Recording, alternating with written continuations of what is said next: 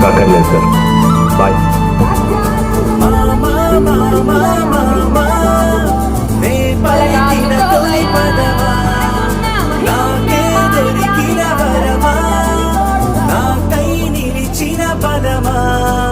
నీ కాని అడుగుల్లో ఉంది నా గుడి, నీ నోటి పలుకుల్లో